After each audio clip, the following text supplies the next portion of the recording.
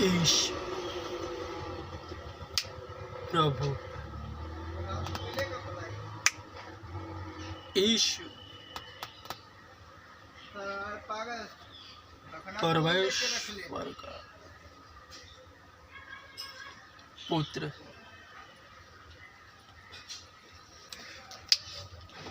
यीशु प्रभु है।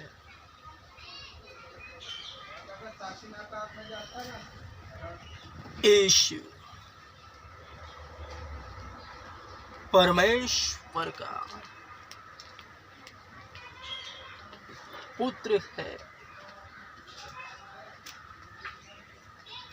हे जाति के लोगों, यहोवा राजा हुआ है। यहोवा राजा हुआ है।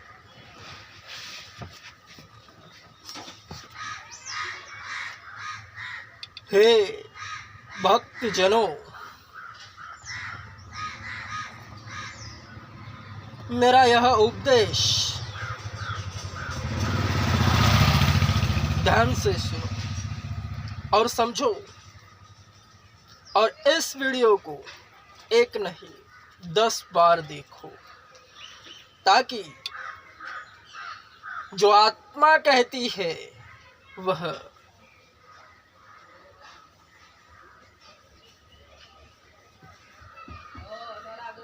समझकर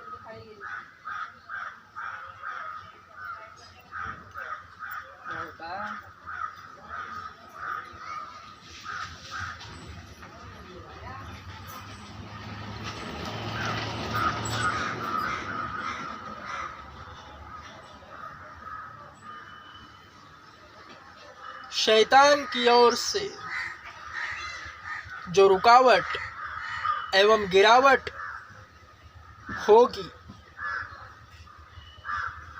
उससे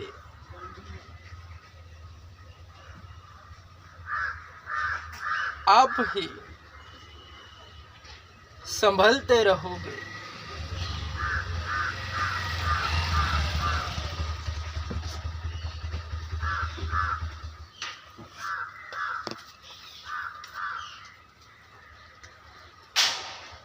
खोए हुए पुत्र का दृष्टांत। फिर उसने कहा,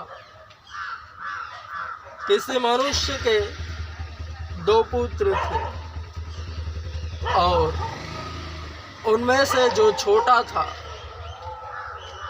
उसने पिता से कहा, हे पिता, संपत्ति का वह भाग जो मेरे हिस्से में आता है मुझे दे दे। उसने अपनी धन संपत्ति उनमें बांट दी। बहुत दिन न बीते कि छोटा पुत्र सब कुछ एकत्रित करके दूर देश की यात्रा पर चल पड़ा, जहां उसने अपनी संपत्ति कुकर्म में उड़ा दी। जब वह सब कुछ उड़ा चुका तो उस देश में भयंकर अकाल पड़ा और वह दरिद्र हो गया। तब वह जाकर उस देश के एक नागरिक के यहाँ काम में लग गया। उसने उसे खेत में सूअर चराने भेजा। उसे बड़ी उत्कंठा हुई कि वह उन फलियों से सूअर खा रहे थे, अपना पेट भरे, और उसे कुछ कोई नहीं देता था। परंतु जब वह होश में आया तो उसने कहा, मेरे पिता के कितने ही मजदूरों को पेट भर भोजन मिलता है, परंतु मैं यहाँ भूखा मर रहा हूँ। मैं उठकर अपने पिता के पास जाऊंगा और उससे कहूंगा, हे पिता, मैंने स्वर्ग के विरोध में और तेरी दृष्टि में पाप किया है। मैं अब तेरा पुत्र कहलाने के योग्य न रहा। मुझे अपना एक मजदूर समझकर रख ले।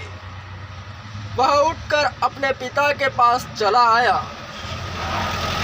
परंतु जब वह अभी दूर ही था, उसके पिता ने उसे देखा और उस पर तरस खाया। अतः उसने दौड़कर उसे गले लगाया और चूमा। पुत्र ने उससे कहा, हे पिता, मैंने स्वर्ग के विरोध में और तेरी दृष्टि में पाप किया है। अब मैं तेरा पुत्र कहलाने के योग्य न रहा। परंतु पिता ने अपने दासों से कहा, अच्छे से अच्छा वस्त्र शीघ्र निकाल लाओ और उसे पहनाओ, और उसके हाथ में अंगूठी, पाँव में जूतियां पहनाओ, और एक मोटा बछड़ा लाकर काटो कि हम खाएं और आनंद मनाएं। क्योंकि मेरा यह पुत्र मर गया था, अब जीवित हो गया है। वह खो गया था, अब मिल गया है। और वे आनंद मनाने लगे। उसका ज्येष्ठ पुत्र तो खेत में था। जब वह आकर घर के निकट पहुंचा, तो उसने गाने बजाने व नाचने का शब्द सुना। उसने एक दास को बुलाकर उससे पूछा कि यह सब क्या हो रहा है। उसने उससे कहा, तेरा भाई आया है, और इसलिए कि तेरे पिता ने उसे सकुशल पाया है, मोटा बछड़ा कटवाया है। पर वह क्रोधित हुआ और भीतर जाना नहीं चाहता था। इस पर उसका पिता बाहर आकर उससे मनाने लगा, परंतु उसने अपने पिता को उत्तर दिया, देख, मैं इतने वर्षों से तेरी सेवा कर रहा हूँ और मैंने कभी तेरी एक भी आज्ञा नहीं टाली, परंतु तूने मुझे कभी एक बकरी का बच्चा तक नहीं दिया कि मैं अपने मित्रों के साथ आनंद मनाऊं। पर जब तेरा यह पुत्र आया, जिसने तेरी सारी संपत्ति वेश्याओं में उड़ा दी, तूने उसके लिए मोटा बछड़ा कटवाया। तब उसने उससे कहा, मेरे पुत्र, तू सदा मेरे साथ रहा है। जो कुछ मेरा है वह सब तेरा है, परंतु अब हमें आनंद मनाना व उल्लासित होना ही था, क्योंकि तेरा यह भाई मर गया था, अब जीवित हो गया है, और खो गया था, अब मिल गया है।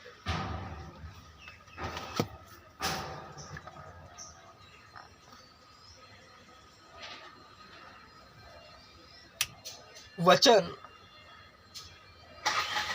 जो दृष्टांत स्वरूप एक कहानी को दर्शाता है।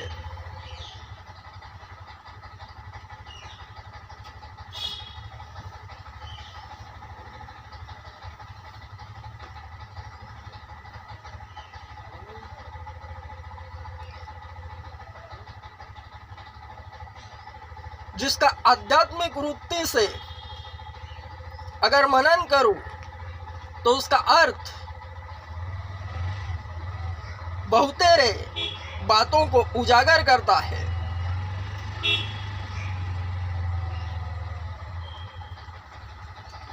जिसमें पहला यह है कि जो परमेश्वर में होने के बाद भटक जाता है और दोबारा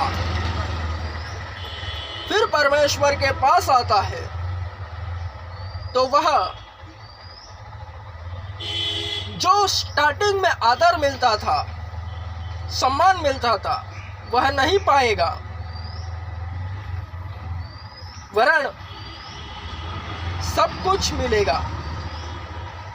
परमेश्वर में क्षमा फिक्स है। क्षमा मांगने पर क्षमा मिलती है। यह खूबसूरत गुणधर्म परमेश्वर का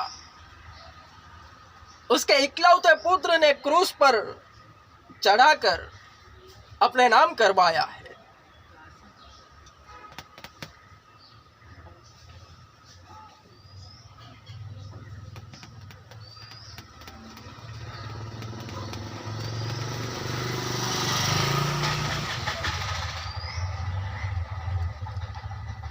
प्रभु में आने के बाद दोबारा मूर्ति पूजा करे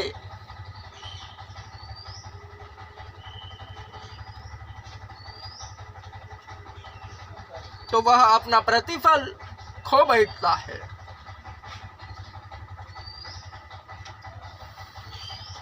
दोबारा शुरुआत करनी पड़ती है, वरन जहां से खोया है वहीं पर आना पड़ता है।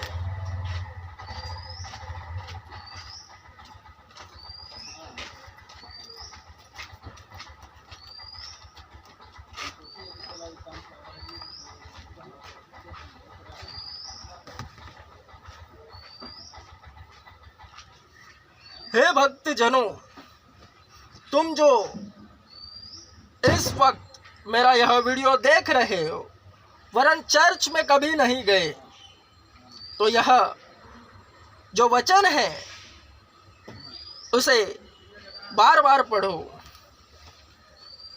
क्योंकि यह आगे जाकर शैतान की ओर से जो रुकावट और गिरावट होगी वह तुम पर चलने नहीं देगी। लूका 15:11 से लेकर 32 तक।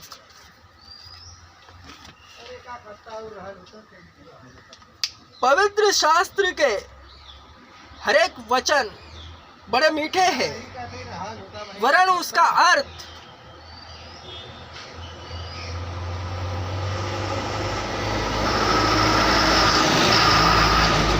कई बार उपदेशक के बतलाने पर नहीं, वरन प्रभु यीशु से किए हुए प्रेम और विश्वास से पता चलते हैं।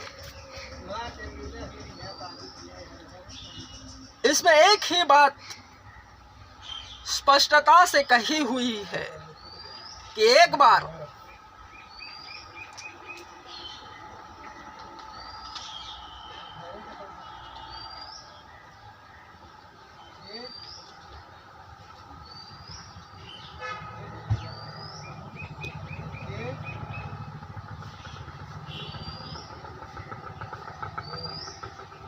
अगर भटक जावे, परमेश्वर के साथ रहने से भी अगर मनुष्य भक्त भटक जावे तो दोबारा उसे वहीं पर आना पड़ता है, क्योंकि संसार में परमेश्वर के बगैर कोई टिक नहीं पाता। जो परमेश्वर के सानिध्य में रहकर उसे दूर होता है, उसे पछताना भी पड़ता है और रिटर्न में वहीं पर आना पड़ता है। क्षमा प्राप्ति हरेक के लिए है।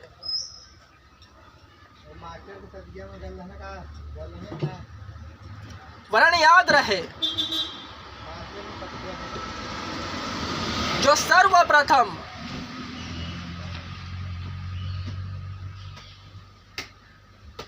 इम्प्रेशन होता है वही लास्ट होता है, उसे खोना नहीं, क्योंकि शैतान इसको भी इस्तेमाल करता है कि परमेश्वर के नजर में गिर जाए। हल्का सा झूठ या कुछ भी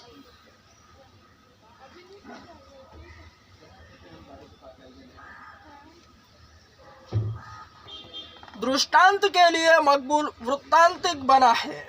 इसी वचन को लेकर मकबूल के जीवन काल का एक वाक्य, जिसकी व्याख्या यह वचन सटीकता से दर्शाएगा।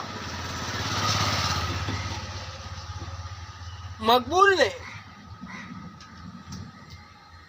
अपने जीवन काल में सुसमाचार प्रचार करते वक्त एक भाई को, जो ग्रसित था, बड़ा ही पीड़ित था, हम उम्र उसे सुसमाचार बताया, यीशु के बारे में बताया। उसका शुरुआती दौर था। उसके घर में बहुत तकलीफें थी, उसे बताया।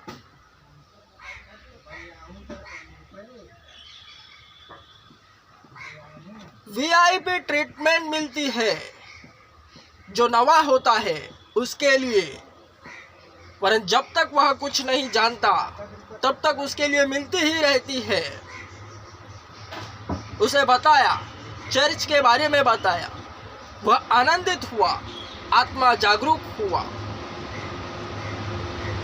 2-2, 3-3 दिन बाद वह मिलते रहा, उसमें यीशु दिखता रहा। उसका विश्वास, हर एक मसीही व्यक्ति जानता है सामने वाले की विश्वास के प्रति। वरन जब 20-25 दिन बाद वह टीका लगाकर दिखा, यानी उसने मूर्ति पूजा करी, दोबारा मूर्ति पूजा के विषय में वह बहक गया, तो उससे पूछा गया तो वह कहने लगा, सब एक है। और आज भी वह गधे की तरह मजदूरी करता है। इस वक्त जो शुरुआत में मकबूल के जरिए उसे भाव मिला, वह जब गिरा, मूर्ति पूजा करी, तो वह भाव नहीं पाया। वचन यही कह रहा है, हे अन्य जातियों, तुम जो कभी चर्च में गए नहीं, वरन जब चर्च में आओगे, परमेश्वर के सानिध्य में रहोगे। एक रूल है, उससे दूर नहीं होना। जब तक तुम परमेश्वर में बने रहोगे, हर एक न्यासीगण आप ही बगैर जाने तुमको वीआईपी ट्रीटमेंट देता रहेगा। वरन जब पाप में गिरोगे, पता चल जाएगा, वह ट्रीटमेंट हटाई जाएगी। यानी संसार की संस्कारी लैंग्वेज में कहूँ तो, अगर कोई नेतागण हट जाए, गिर जाए, पकड़ा जाए,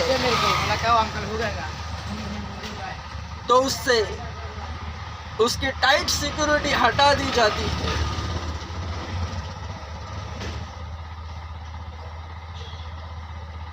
जब तक वह फिर से खड़ा ना हो, इमेज ना कमाए। संसारिक इमेज खोखली है, वह फूगे हुए मेंढक की तरह है। वरन मसीहत में सच्ची इमेज है, उसे नहीं खोना। हर एक वचन है, उसे टिकाए रखने के लिए, अड़े रखने के लिए, परमेश्वर के इकलौते पुत्र को, जो यीशु मसीह है, उसे ताकते रहो, जो क्रूस पर चढ़ा, सब महिमा को त्यागा, अब वह परमेश्वर के दाहिनी ओर जाकर बैठा है। सब कुछ अच्छा है, परमेश्वर में बढ़ना भी अच्छा है, बस उससे दूर नहीं होना। शैतान हल्के हल्के बातों में हटाता है, बस उससे बचे रहना है। आमेन। स्ट्रॉन्ग। आमेन।